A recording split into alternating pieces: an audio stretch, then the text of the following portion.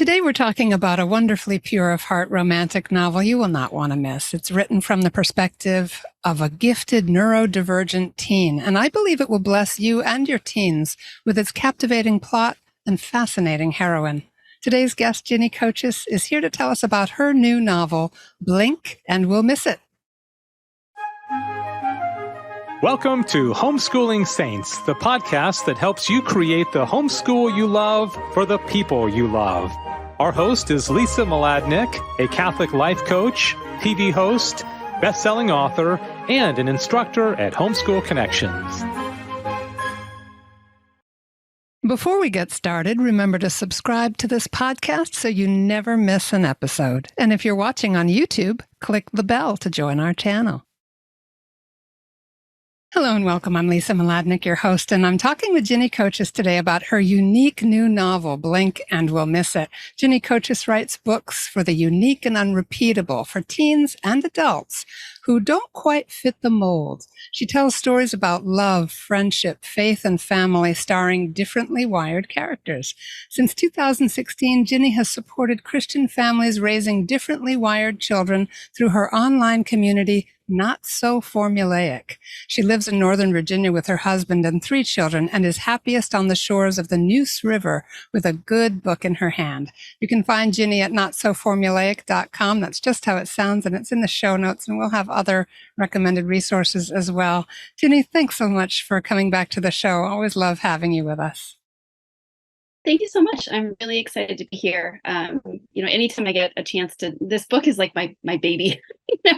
My not so formulaic ministry is very important to me also, but this book is 20 years in the making. So this is, anytime I get a chance to talk about it, where people, actively want me to talk about it, where I'm not just rambling about, I did this thing, it means a lot to me, especially because of, my own, the fact that there are neurodivergent characters in my own family. A lot of it is based on my own family history. So it means a lot to me.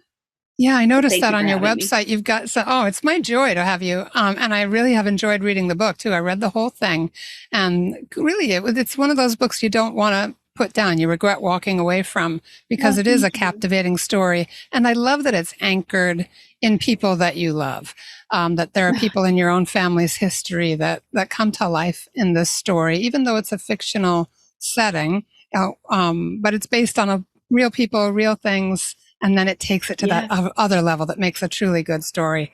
And that's one of the things I was saying to you before we hit record, was that there are a lot of people out there writing very well-meaning books that just don't have a great story. This is a great story. Thank you. That means a lot. Thanks. You're so welcome. So we've talked before about what neurodivergent is, but just for the sake of this listening audience, would you mind just defining the term for us? Yeah, it's anyone whose brain is wired differently from, the typical norm. So this would include individuals who are gifted, individuals who are gifted and learning disabled, individuals who have learning or developmental delays.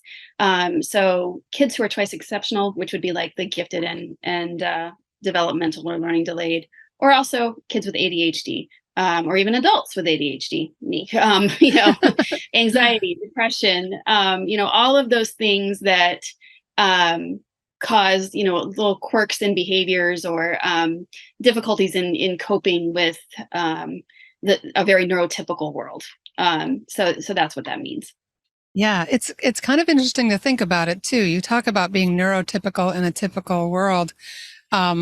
That right out of the gate, it's like being almost, I want to think of it as being a migrant in a sense to the way other people think and behave. Like you have to keep acclimating, and like the rest of the world is probably not going to acclimate that much to you. So no, it's getting better. I think there's a lot more awareness of neurodivergence and, mental health issues. But it's still really hard, because when the real world is overwhelming, like when you have sensory concerns or issues and you're in a place that is, panic inducing, and people want to know why you're in such a state, like it's hard to express that. absolutely. It feels that way sometimes, like you're a stranger in a strange land. So, Mm. Yeah, so you've referred to yourself as being neurodivergent, having ADHD. Would you just say a mhm. little bit more about why you care so much about neurodivergent kids? Um, well, it's funny. I used to teach high school, and I taught three separate levels of high school. I taught the honors kids. I taught the standard, regular curriculum, and then I taught the kids who were had documented learning disabilities that impacted their ability to succeed in the classroom. And what I found, even just as a teacher, is that the kids who did really well in school weren't necessarily like the smartest or the brightest. They were the hard workers, and then the smartest ones actually really struggled, to turn in their assignments, to do, to sit still. And I was like, what is this? This is really strange and interesting to me. So then fast forward a couple of years, I had my first child, and she eventually was diagnosed as high functioning autistic, or well, originally it was Asperger's, but they don't use that designation anymore. So now it's level 1 autism, or high functioning autistic. And then I had her siblings, and my daughter, my 12-year-old daughter, has obsessive compulsive disorder, ADHD, and anxiety. And her brother, my 8-year-old, also has obsessive compulsive disorder, ADHD, and anxiety. And all three of them are intellectually gifted. So it's a busy house. There's a lot going on. My husband and I are both also, like what I like to refer to as neurospicy, intelligent, creative people who sometimes can't remember to brush their teeth, or, lose everything. Or, when I was younger, I drove my mother crazy because I couldn't stand wearing my uniform socks. I was late to school every day because I didn't like the way they felt. Or even just, always feeling like we don't fit in, feeling a little left of center. Everybody else seems to know what's going on, and here we are over here just kind of lost. So I think that's why I have such a heart for it. And also, as when I was younger, I was really into my mother's family history. And the more I dug into it, the more I learned that actually, on my mother's side, all of the women were very similar to me: creative, smart, but also had major struggles with depression, major struggles with anxiety. One of my great aunts was a paranoid schizophrenic, and was institutionalized. But they were amazing women, who did amazing things. So I think that's also another aspect of where that came from, is just knowing that the women in my past also kind of had to manage the same sort of things. So Yeah, I know this may seem out of left field, but I'm just getting such an image of the best of the classic fairy tales, where the heroine is exceptional in some way, whether it's virtue or some other gift, sure. but she's locked in a tower, or she's restrained because of some, spell, or whatever it is that has to be broken. I'm thinking of your family history, which is so moving, of these really gifted women that also carried great pain, that carried deep struggles within them, that it wasn't just, hey, you're gifted, just go out and claim your place in the world. It also made me think of this may be a generational thing, I'm in my 60s, but the stereotype of the absent-minded professor, like that Yes. really intellectually gifted person who can't can't find anything on his messy desk, kind of a thing. Absolutely. Yeah. Yeah. But I think, it's funny when it comes to men. Somehow that was more acceptable, I think, at the time. They The had idea that a wives man to could, find everything for them. right. But then, when you had the crazy, the crazy lady ancestor that you kept up in the attic, like, I think about, William Faulkner and all of his novels, or even Flannery O'Connor, like the women, were kind of relegated to these like spaces, if they weren't exactly what society thought they would be, they were kind of pushed aside and hid away. And that's what happened to my great aunt. She was, and it's funny because even now, like there's a hesitance to talk about her, which I think is ultimately why I wrote the novel, is because I was like, I wanted to tell her story. I wanted it to get out there, for her. So. Yeah. No, I love that. And I think there's a big generational thing there because we have an elderly person living in our home, and it's embarrassing to her really that I've had trauma therapy and things like that. Like Yeah. she's okay with it now, but when we first talked about it, she was very put off. There was a real Well, there's just stigma something- with, yeah. Yeah. Yes, that's the exact word, that there was a stigma, a huge one, that I think damaged a lot of families and relationships. So I'm glad that, things are not that way anymore necessarily. Yeah. So Yeah, generationally, there are always things about each generation, I think, that are truly remarkable, even though every generation has all its troubles. Like I feel like young people now are being brought up to be really compassionate, and some of that is misguided, but like there's a lot of compassion in the world right now. So people who are a little different, I think, are more likely, even though it's painful. It's a painful road, and finding one's way as a young person is painful to begin with. So there's just so much going on in the brain, and in a neurotypical brain, never mind in a a brain that is neurodivergent. Yeah. So I want to get into the story because I know everyone's on the edge of their seats. It is a beautiful story, and we don't want to hand out spoilers, and I know you've thought that through. But what are your favorite parts of the story, the characters, the writing process? Step us into your world of this story and what's precious to you. Okay. Well, I mean, maybe I should give you just a little short synopsis just so people kind of know what it's about. Great. I think. So the main character, her name is Lila Mae Griffin, and she goes by May. She's 17, and she has lived most of her life with her mother, who is a talented artist, who her name is DeWitt Griffin. They're Southern, originally from the coast of North Carolina. But DeWitt she is bipolar. And for most of her adult life, it has not been managed. So that means that May, is the daughter of this single mother, has really been kind of parenting her own mother most of her life.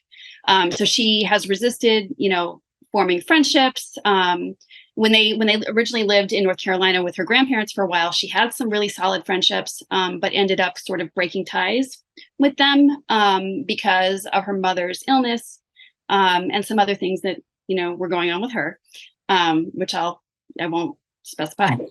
Yeah, there are very cool aspects to that. Yeah, thank you. So the novel opens with a really tragic moment. Her mother has overdosed on a medication, and so DeWitt's going to be in the hospital for a while. May ends up having to go back to her grandparents, and she has to face the friends that she cut off and left behind, and also these things that she refers to as blinks, which are essentially she's not really sure what they are. They're moments where she ends up witnessing things that have happened in the past. And she knows, because she knows a lot about bipolar disorder. On the one hand, she knows that hallucinations are common.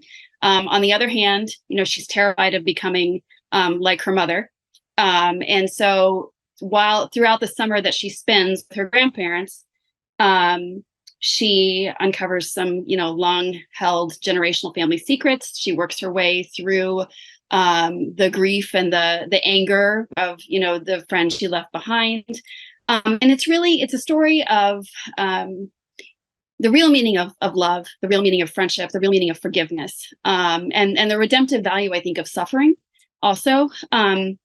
It's definitely a Catholic novel, but it's secular. I mean, I wanted to put something out there that could be picked up and read by any teen, regardless of what their faith background was, and be able to find some redeeming themes and ideas within it. So, that's the synopsis basically. I can keep going if you like. If you want me to just keep telling you about it. Yeah, well, I'll just say that the sense of seasons of this young girl's life are so much a part of the fabric of the story. And then as she goes into the blinks, that place where she begins to see so vividly things from the past that explain things or that start to open up mysteries that have been under the surface, that there's this tie to the place. And so for me, there were themes of home, themes Yes. of like discovery of self, like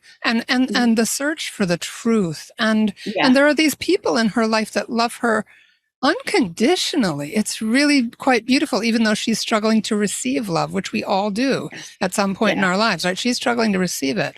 And so there is a spiritual sense. Even, can I say something about the image at the end that I mentioned to you earlier?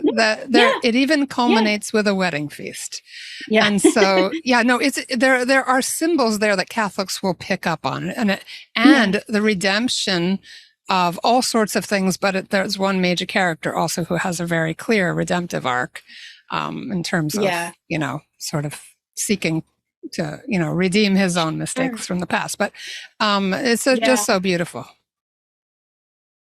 Thank you. Yeah, May is really prickly. My main character, I think she comes across at first as not very likable.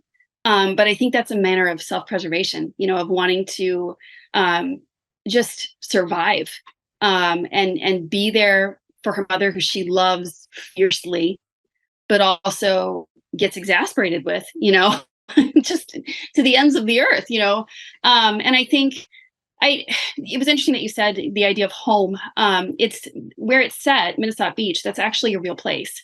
And my grandmother was born in that town. And she and her sisters all grew up there. My mother has a house there now. And so it's kind of like a love letter to this area that I consider my second home. It's super tiny. It's on the river, called the Neuse, which actually most of the time she thinks she's the ocean because she's very close to the Pamlico Sound. And so we get dolphin, we get lots of waves, and I tried to like transmit that sort of like this, it's a river, but it's like the ocean. And I wanted to transmit that, but also use that as like an element to sort of mirror DeWitt and her moods, her swings with her bipolar. So I tried really hard to tie all that in. So I'm glad that you picked up on the aspect of home. Yeah, it's very effective. And we're going to come right back with Ginny Kochis talking about her new novel, Blink and We'll Miss It. We're just going to hear from our wonderful sponsors at Homeschool Connections. We will be right back. Hi, I'm Walter Crawford. And I'm Maureen Whitman. We are the co-founders of homeschoolconnections.com and proud sponsors of the Homeschooling Saints podcast, which is here to help you homeschool more joyfully, more easily, and more effectively. We want to thank you for listening. And we invite you to check out our courses at homeschoolconnections.com. And now, back to our program. All right, we're back. We are talking with Ginny Kochis about her new novel, Blink and We'll Miss It. And what a fascinating story and a fascinating place. What's your hope for readers that they experience, that they walk away with? Gosh, I think mostly for, the teens who read it, I really want them to come away seeing that there is no such thing as normal. Like there's only, one of the characters, she's her name is Lil, or Lillian Rooney. And she's sort of this cross between like, I don't know how to explain her. Sometimes you wonder if she's like really completely human. Like, does she have some magical elements to her? Like, what is her deal? Because there are magical elements in the book. But she, one of the things she tells May at one of May's low points is that, there's no such thing as normal, only the wonder that you're meant to become. And I think that is really, really a message that I want my readers to come away with, because they are unique and unrepeatable, and they're supposed to be unique and unrepeatable. So, seeing themselves as worthy of love and as valuable, I think that's so important. And ultimately, I think, all of the teen characters, there's 4 teen characters in the novel. And I think ultimately they all come to that realization, because each one of them has, his or her own thing that he's dealing with. May has her anxiety and a little touch of OCD, I think, brought about by the trauma of, growing up with her mother. And Mason is ADHD as they come, brilliant, really smart guy, but all over the place all the time. I think Van, her best friend, it's short for Evangeline, she has some anxiety, that she kind of like focuses into being really bossy. And then, Ezra. She's a great character. I love her. Yes, I love her. She's actually based off of a good friend of mine who lives down there. And so, she's very near and dear to my heart. And then Ezra, the love interest, I think he's got some depression, and he's got some family issues. He and Van are sisters. They're twins. So there's some things that they, deal with on their own. But yeah, I think I want these characters to walk away knowing, or I want my readers to walk away knowing that they're loved, and that they, they don't have to pursue whatever this, normal average thing is. They just need to be themselves. So, yeah. Yeah. There is definitely that sense of settling into who we are. And then if we can accept it and if we can receive love, then what changes? What becomes better? Right. It asks a big question that takes courage to be willing to step forward and just ask.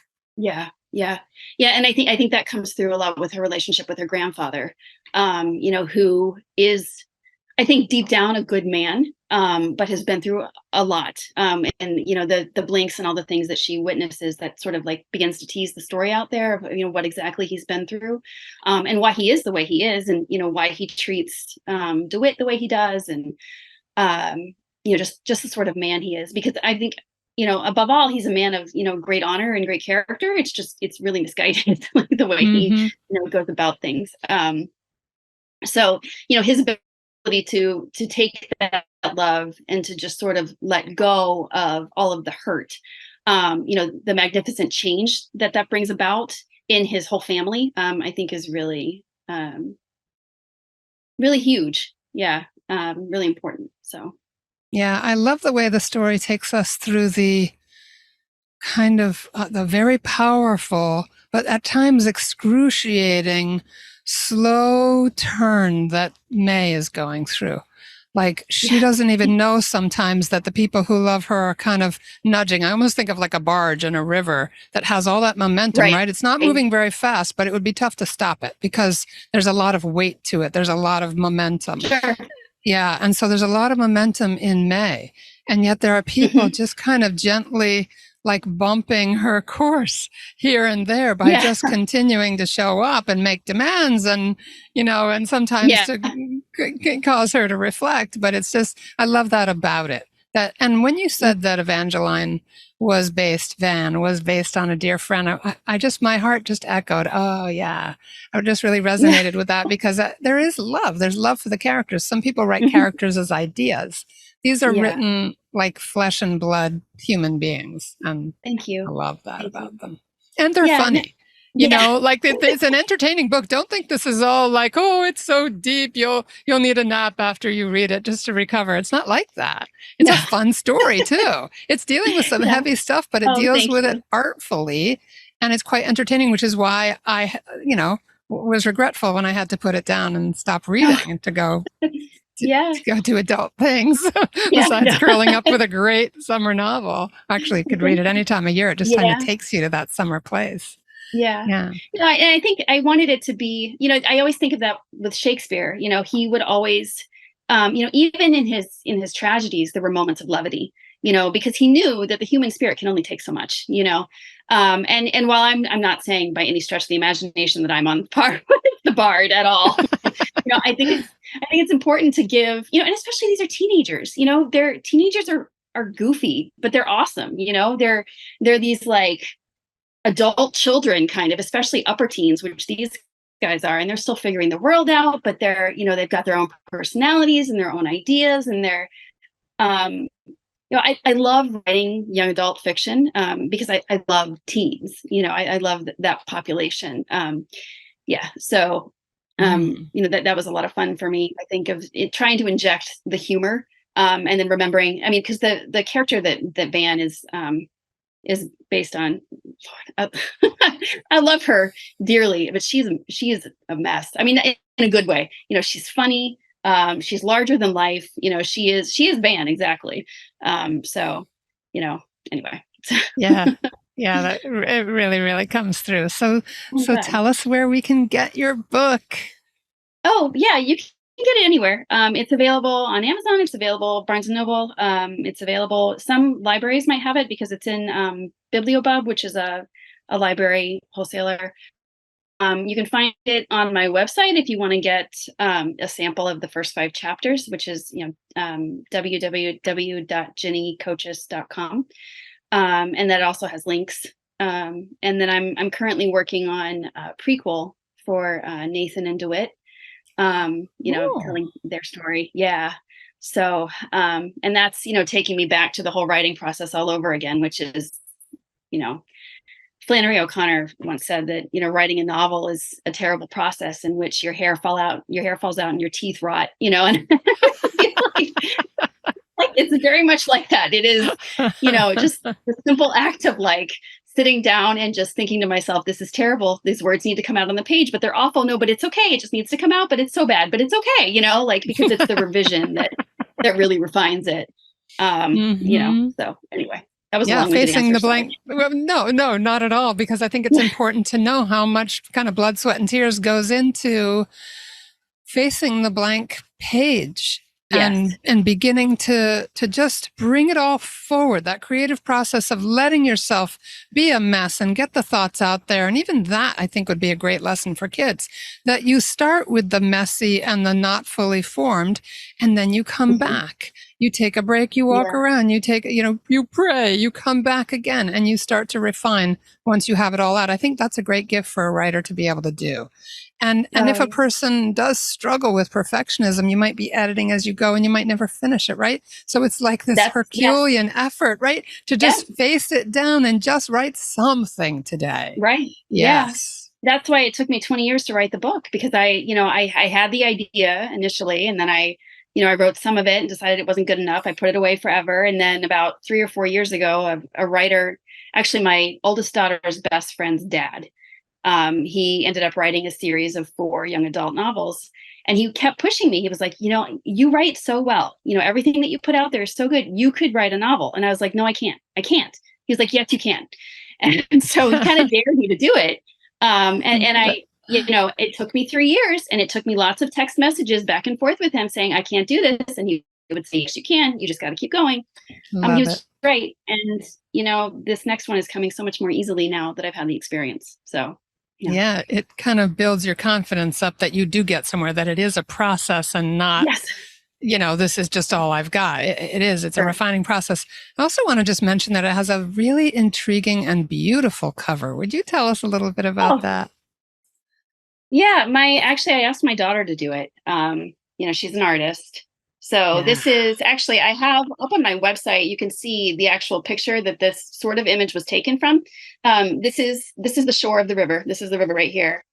The pier that I talk about in the novel, it actually really exists.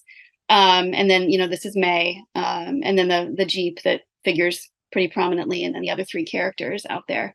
So my daughter did it, and I'm really proud of it. And a lot of people were like, no, you don't want to know. This doesn't look like anything that's out there right now. You don't want anything like this. And I was like, you know what? I do. I want this. I want my daughter's artwork on my cover. Yeah. And it's not just that it's your daughter's artwork. Honestly, I love it. I think it's a captivating image. I was thrilled to find out your own daughter did that image, because she's obviously very talented, because just intuitively, there's that sense of the kind of magical element like we find in the Chronicles of Narnia and Tolkien and all the greats that we all admire, right? There's always this element of something more. And so the artwork evokes that. And also, because we're seeing her from the rear, we get to step in and be May. We can kind of walk with her and identify with her too, which is kind of a beautiful metaphor, I thought. Well, thank you. Thank you. Yeah. Yeah, good. Kudos to your daughter. Any other resources you'd like to share? I know there's other stuff on your website about the book too. Anything else you want to let people know about? Sure. Yeah, I have a workbook for young writers, for teens, actually, called Supercharge Your Story. So essentially, it's a young author's guide to writing true, good, and beautiful fiction their readers can't put down. And so it focuses. My stories are really character driven, because I think that's where we humans love story. I mean, even Jesus taught in parables. He taught in stories. I think it's ingrained in who we are. And so I really believe that in order to write a strong story, it starts with the people and the characters in the story. So it's a hands-on workbook that like leads kids through the different processes of fleshing out your characters and learning who your characters are, and then from that, growing your plot and then revising. And so that's available. And then fun. yeah, and then I have my book, and then if you want to get the first 5 chapters as a sample, that's available. I've got some bonus scenes on there too if you've finished reading and want to learn more about the characters.